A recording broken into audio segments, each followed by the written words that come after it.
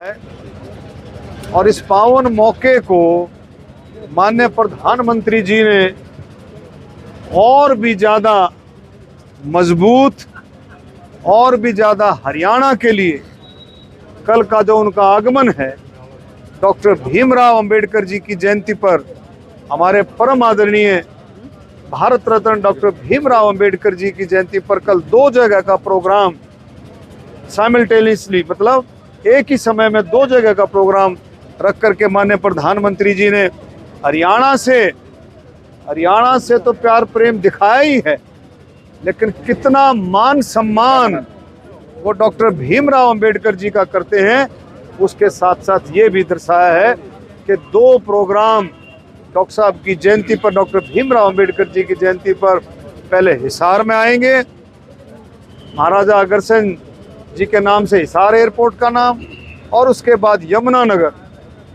Deenbandhu sir Chhotu Ram ji के नाम से पावर प्लांट जो है यमुनानगर का। और आप देखेंगे पूरे हरियाणा में डॉक्टर भीमराव अंबेडकर जी के नाम से पूरे हरियाणा में कल जब मोदी जी आ रहे हैं एक ऐसा माहौल हर गली में, हर मोहल्ले में, हर गांव में एक जोश के साथ आप जाकर के देखेंगे। मैंने कई गांवों का दौरा किया है, शहर की कई गलियों का दौरा किया, लोगों में इतना जोश है कि कल आप देखेंगे दोनों जगह आपको मेले की तरह से, जैसे मेले में ये पता ही नहीं लगता कौन कहाँ से निकल कर के आ रहा है, कितनी भीड़ है उसका कोई अंदाज़ा नहीं होता। तो कल मेले की तरह से दोनों प्रोग्राम आपको नज़र आएंगे और डॉक्टर भीमराव अंबेडकर जी को भी हम सब मिलकर के याद करेंगे प्रधानमंत्री जी के साथ। आज भी हम याद करते हैं। वैसे तो मैं कहूँ डॉक्टर भीमराव अंबेडकर जी बिल्कुल कण कण में हैं, उनको रोज़ाना ही याद करते हैं, रोज़ाना याद करते हैं। मैं कल गया था जुआ में, कल भी डॉक्टर भीमराव अंबेडकर जी को याद किया। उनकी आदम कद जो है मूर्ति लगा करके जुआ गांव ने मेटल की मूर्ति लगाई, इतनी शानदार जो है डॉक्टर भीमराव अंबेडकर जी की इतनी सुंदर मूर्ति लगाई है। कल भी हमने उसका अनावरण किया है, उनको याद किया है। तो समय समय पर रोज़ाना हम डॉक्टर भीमराव अंबेडकर को याद करते हैं। आज भी सुबह हमारे मोर्चों ने, अलग अलग मोर्चों ने मिलकर के डॉक्टर भीमराव अंबेडकर चौक पर सफाई अभियान किया है।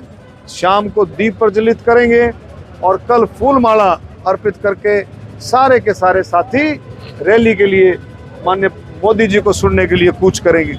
आज हमारे बीच में भाई बिशंबर वाल्मीकि जी, राजकुमार जी, दोनों ऐसी हस्तियां हमारे बीच में हैं जिनके दिल और दिमाग में हमेशा ये रहता है कि मैं और ज़्यादा कुछ न कुछ और करूं। आप देखें इसी तरह से हमारे माननीय मुख्यमंत्री जी भी कोई कसर नहीं छोड़ रहे हैं।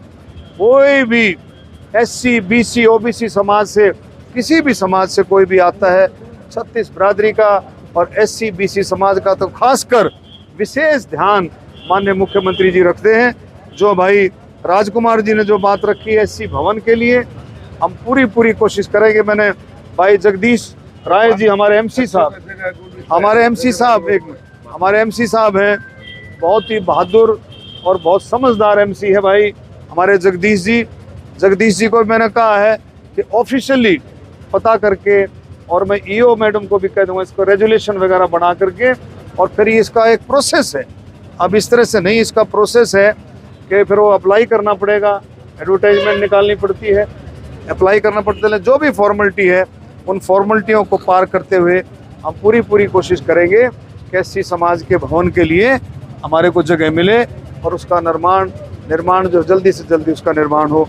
आज जो ब्लड कैंप लगाया है उसके लिए भी मैं सबकी, नौजवानों की जो ब्लड डोनेट कर रहे हैं उनकी भी मैं तारीफ़ करता हूं।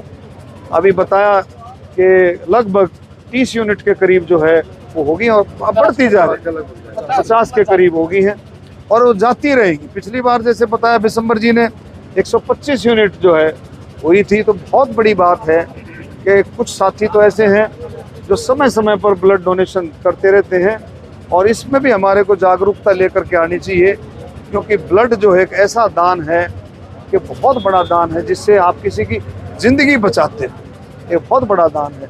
तो मैं इस मौके पर भी आप सबको, जिन साथियों ने ब्लड दिया है और जिन साथियों ने ये ऑर्गेनाइज़ किया आज का प्रोग्राम, उन सब को भी मैं जनता महादलित संघ की तरफ से इस प्रोग्राम का आयोजन है। उन सबको भी मैं धन्यवाद भी करता हूं। और समय समय पर आप लोग अपनी एक्टिविटी जो करते रहते हैं वो भी बहुत सराहनीय है।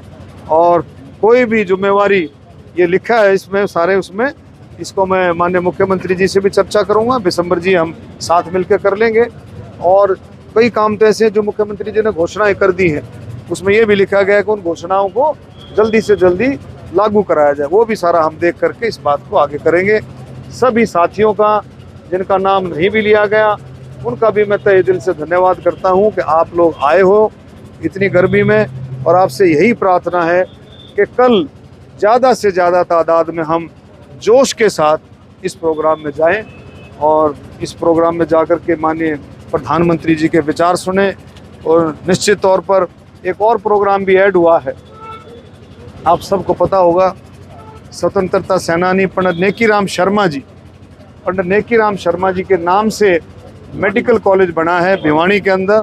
उसका भी कल अनावरण जो है माननीय प्रधानमंत्री जी के द्वारा किया जाएगा। एक और प्रोग्राम जो है ऐड हुआ है, भिवानी मेडिकल कॉलेज का नाम पंडित नेकीराम जी के नाम से रखा गया है। उसका भी शुरुआत जो है माननीय प्रधानमंत्री जी कल ऑनलाइन करेंगे। उसका वहीं से जो है ऑनलाइन जो उसकी शुरुआत करेंगे डीसी के जरिए से। ये भी एक बहुत बड़ी सौगात है जो प्रधानमंत्री जी का, माननीय मुख्यमंत्री नायब सैनी जी का जो सपना भी है, जो संकल्प भी है कि हर जिले में एक मेडिकल कॉलेज खुले। तो मैं सभी का धन्यवाद करता हूँ। भारत माता की जय। डॉक्टर भीमराव अंबेडकर। जनता महादलित संघ के राष्ट्रीय अध्यक्ष माननीय श्री राजकुमार जी वो अपने विचार प्रस्तुत करें।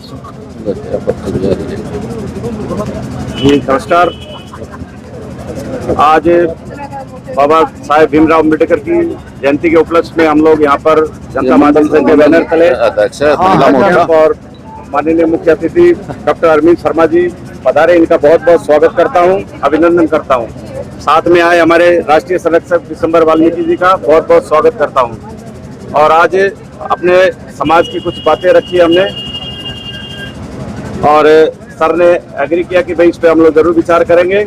और इनसे प्रार्थना है कि हमारे समाज की जो बातें हैं उनको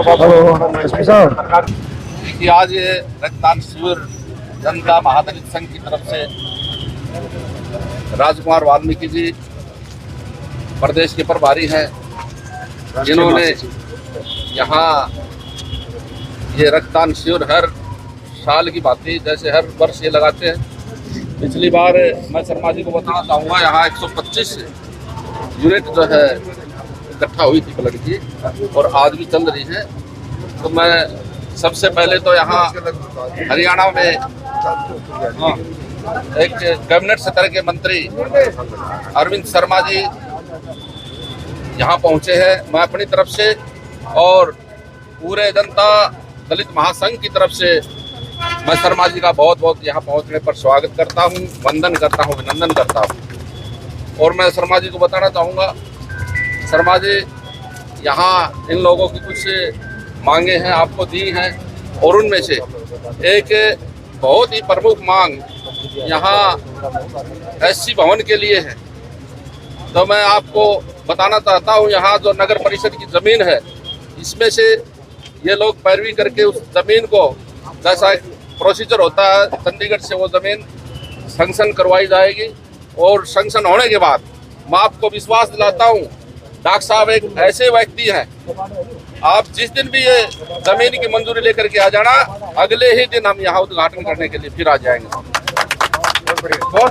मैं दोबारा से आपका बहुत बहुत धन्यवाद करता हूँ, आपका बहुत बहुत स्वागत करता हूँ इन शब्दों के साथ। जय हिंद, जय भारत। हरियाणा में जेलों को हाईटेक बनाने के लिए कल आपने दौरा भी किया, क्या प्लानिंग है, किस तरह की प्लानिंग है, क्या रहेगा? देखिए, कल मैं वहाँ से निकल रहा था तो मैंने रोहतक जेल का, सुनारिया जेल का विजिट किया और जेल की सफाई, उसकी व्यवस्था, जो कैदी हैं विचाराधीन या सजाए कैदी, उनकी खाने की व्यवस्था कैसी है, सजा वालों से क्या क्या काम करवाते, सारी इन बातों का विचार किया। तो लगभग जो सुनारिया जेल उसके पीछे 19 एकड़ में एक बहुत ही हाईटेक मॉडर्नाइज हाईटेक जो है जेल का निर्माण चल रहा है। बहुत जल्दी वो पूरा होगा और मोस्ट हाईटेक यू कह सकते हैं, जिसमें हार्ड कोर जो क्रिमिनल्स होंगे, हार्ड कोर क्रिमिनल जो जहाँ से भी भेजे जाते हैं उनको रखने का उसमें प्रावधान रखा गया है। प्रधानमंत्री आ रहे हैं, कल आपने भी न्योता दिया अभी, लेकिन विपक्ष के नेता कह रहे हैं कि रिबन काटने से कुछ नहीं होता, युवाओं के लिए रोजगार वगैरह। अरे भाई, रिबन काटने से कैसे नहीं होता? विपक्ष को कैसे समझाएं? विपक्ष की समझ में कैसे आ सकता है? वो रिबन नहीं कट रहा, वो पत्थर नहीं रख रहे, वो उस योजना का, एयरपोर्ट का महाराजा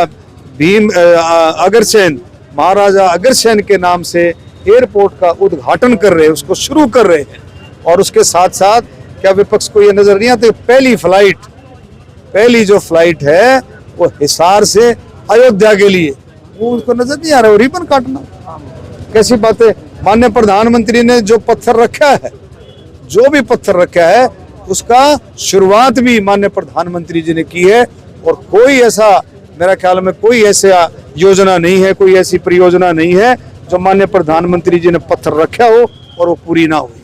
सारी की सारी समय बाउंड तरीके से, समय के तरीके से जो समय सीमा निर्धारित होती है उसके हिसाब से उसको पूरा। भूपेंद्र हुड्डा कह रहे हैं प्रदेश में जो बेमौसमी बारिश हुई है वो बीजेपी की अनदेखी की वजह से फसलें खराब हुई हैं लोगों की। देखो बारिश तो किसी के कंट्रोल में थोड़ी होती है, तो परमपिता परमात्मा के हाथ में है। और नहीं, पूरे इंतजाम के साथ साथ, मैंने पीछे गोहाना मंडी, कल मैं मोहाना मंडी में गया, पूरे इंतजाम के साथ साथ खरीद चल रही है।